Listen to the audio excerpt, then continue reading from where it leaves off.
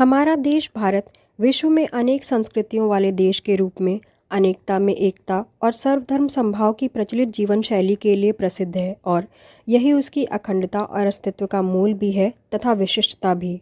स्वयं हमारा संविधान कहता है भारत अर्थात इंडिया राज्यों का संघ होगा। इन सभी राज्यों की अपनी बोली भाषा रहन सहन पर्व उत्सव आदि हैं जो उनको विशेष एवं स्मरणीय बनाते हैं। प्रत्येक राज्य की जनसंख्या सभी प्रकार के समुदायों का सम्मिश्रण है। इन सभी समुदायों के अपने तौर तरीके हैं। कुछ समाज में आगे की श्रेणी में पदस्थ हैं, कुछ मध्य में, कुछ अन्य भी हैं जो समाज का अंग और अंश तो हैं पर वो मुख्य धारा से विलग हैं, कारण कि वे अभी भी अपने मूल से जुड़े हुए हैं। उन्होंने आधुनिकता को नहीं स्वीकारा, न ही आधुनिक होने की अंधी दौड़ में शामिल होने हेतु अपनी संस्कृति और संस्कारों का परित्याग किया। वे प्रकृति का साहचर्य अधिक पसंद करते हैं। उनके लिए प्रकृति उनकी माँ, उनकी पालनहार एवं रक्षा करता है। उनको भोजन, वसन, रहन और रक्षण ये सब कुछ प्रकृति से सहज सुलभ है। ये आदिवासी जन है। आदिवासी शब्द स्वयं में बड़ा गूढ़ अर्थ रखता है। जो आदि अर्थात आरंभ से, यहाँ तात्पर्य है सभ्यता के आरंभ से वास करते आ रहे हैं पीढ़ी दर पीढ़ी। यूँ तो भारत के प्रत्येक राज्य में थोड़ी बहुत संख्या में आदिवासी समुदाय निवास करते हैं, पर आज हम छत्तीसगढ़ राज्य और इसके लोगों विशेषकर उसकी आदिवासी जनसंख्या पर बात करेंगे। छत्तीसगढ़ के आदिवासी उसकी मूल पहचान है। इनकी सभ्यता और बोली भाषा अपने आप में सभ्यता की जीवंत थाती हैं जिनको संरक्षण की विशेष आवश्यकता है, अन्यथा उन्हें इतिहास बनने में वक्त नहीं लगेगा। घने वनों के हरियाले घूंघट से ढके और ऊंचे नीचे पहाड़ों से रक्षित यह राज्य वास्तव में प्रकृति की गोद में बसा हुआ है। छत्तीसगढ़ राज्य पर विशेष ध्यान आकृष्ट कर लोगों को इसके बारे में जागरूक करने के क्रम में प्रकाशन विभाग ने लेखक सुशील गौतम के अथक प्रयासों के सौजन्य से आदिवासी गढ़ छत्तीसगढ़ पुस्तक प्रकाशित की। 12 अध्यायों की यह पुस्तक छत्तीसगढ़ के भौगोलिक परिवेश से प्रारंभ होती है।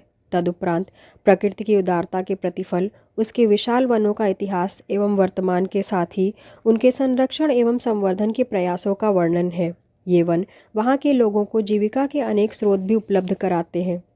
उसके बाद देश के धान के कटोरे के रूप में प्रसिद्ध इस राज्य की कृषि उपज एवं उनकी स्थितियों पर विस्तार से चर्चा की गई है। तदुपरांत इस राज्य की सभ्यता के इतिहास और उसकी धरोहरों का वंशवार एवं कालानुक्रमानुसार वर्णन है। आदिवासी गढ़ की उपाधि क्यों और कैसे मिली उसका विवरण है साक्षी आदि सभ्यता नामक अध्याय में। ये आदिवासी जन भले ही हमारे तौर तरीकों में शिक्षित न हो, परंतु अपने समय के हिसाब से इनमें कई ऐसी बातें हैं जिनमें ये हमसे ज़्यादा आधुनिक हैं।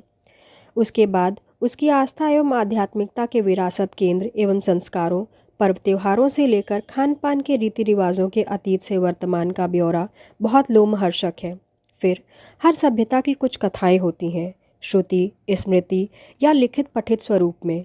छत्तीसगढ़ के इन आदिवासी समाजों में भी ऐसी अनेक मनोरंजक कथाएं हैं जो लोक कथाओं एवं दंत कथाओं के रूप में आज भी उपस्थित हैं। यदि इन संस्कृतियों और संस्कारों को प्रत्यक्ष अनुभव करना हो तो किसी छत्तीसगढ़ी विवाह में अवश्य शिरकत करें। बिना जाने आप एक अनमोल विरासत के साक्षी बन जाएंगे। यहाँ के लोक नृत्य एवं लोकगीत भी कम रोमांचक नहीं। यहाँ की अनोखी जन संपदा और प्राकृतिक संपदा इसे सहज ही विशिष्ट बनाती है। इतना ही नहीं, प्रकृति की गोद में बसे इस राज्य के नैसर्गिक सौंदर्य का आनंद उठाने हेतु आपको एक बार यायावर बनना पड़ेगा। कुल मिलाकर यह पुस्तक छत्तीसगढ़ को इस प्रकार वर्णित करती है कि आपको लगेगा जैसे आप इस राज्य, यहाँ के लोगों और इसकी हर एक बात से कब से सुपरिचित हैं। ऐसा विश्वास है कि यह पुस्तक आपको छत्तीसगढ़ राज्य और उसके अनुपम प्राकृतिक सौंदर्य का आस्वादन करने को अवश्य प्रेरित करेगी। धन्यवाद।